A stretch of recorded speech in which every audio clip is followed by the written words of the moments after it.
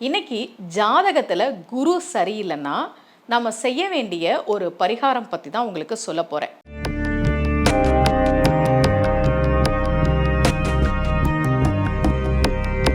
ரகசிய உண்மைகள் சேனலை பார்த்து கொண்டிருக்கும் உங்கள் அனைவருக்கும் சுமதி ஸ்ரீயின் அன்பு வணக்கம்.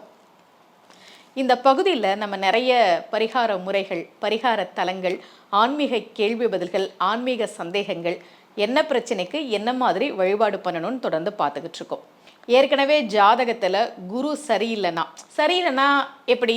குரு நீசமானா, குரு வக்ரமானா, குரு நிஸ்பலத்தில் இருந்தா, குரு ராகு கேது பிடியில் இருந்தா, இந்த மாதிரி ஜாதகத்தில் குரு சரியில்லாமல் இருந்தா, அல்லது நீங்கள் ரிஷப லக்னம் துலாம் லக்னமாக இருந்து உங்களுக்கு குரு நல்ல வலுத்து இருந்தா, அல்லது குரு உங்கள் ஜாதகத்தில் அவயோகியாக இருந்து தசை நடத்தினா என்ன மாதிரி வழிபாடு பண்ணணும், என்னென்ன கோவில்கள் போகணும் அப்படின்றத நான் உங்களுக்கு வேறு பதிவுகளில் சொல்லியிருக்கேன். குரு ஸ்தலங்கள் பற்றியே நம்ம ரகசிய உண்மைகள் சேனலில் நான் நிறைய கோவில்கள் சொல்லியிருக்கேன்.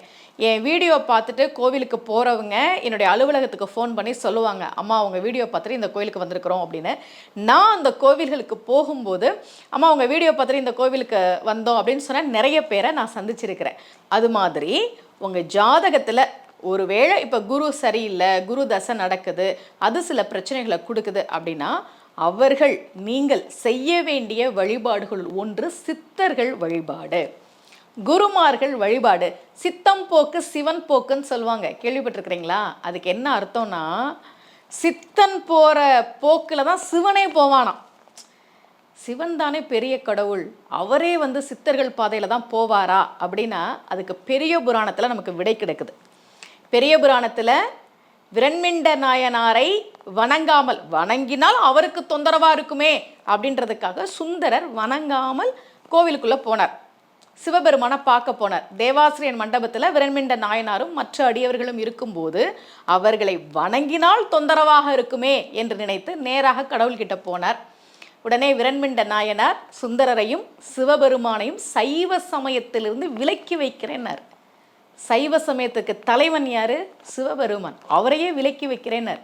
அதன் பிறகு சுந்தரர் என்ன பண்ணுறதுன்னு தெரியலையே, நீங்கள் ஏதாவது ஆலோசனை சொல்லுங்க என்று சொன்ன பிறகு சிவபெருமான் கொடுத்த ஆலோசனையின் பேரில் அவர் திரு தொண்ட தொகை பாட ஆரம்பிக்கிறார். தில்லைவால் அந்த நிறதம் அடியார்க்கும் அடியேன், திருநீலகண்டத்து குயவனார்க்கு அடியேன், இல்லையே எண்ணாத இயற்பகைக்கும் அடியேன், இளையான்றன் குடிமாறன் தன் அடியார்க்கும் அடியேன் திரு தொண்ட தொகை பாடினார். அப்போது சித்தம் போக்கு சிவன் போக்கு அப்படின்றது நமக்கு புரியுது. ஜாதகத்தில் குரு சரியில்லைன்னா சித்தர்களை வழிபாடு செய்வது, சித்தர்கள் இருக்கக்கூடிய ஜீவ சமாதிக்கு போய் வழிபாடு செய்வது.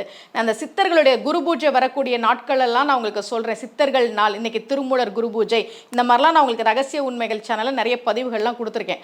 அந்தந்த நாட்களில் சித்தர்களை வழிபாடு செய்வது என்பது நிச்சயமாக இந்த குரு அவயோகியாக இருந்து தசை நடத்தும் போது, அல்லது குரு ஜாதகத்தில் சரியில்லாமல் இருந்து தசை நடத்தும் போது ஒரு நல்ல பரிகாரமாக இருக்கிறது.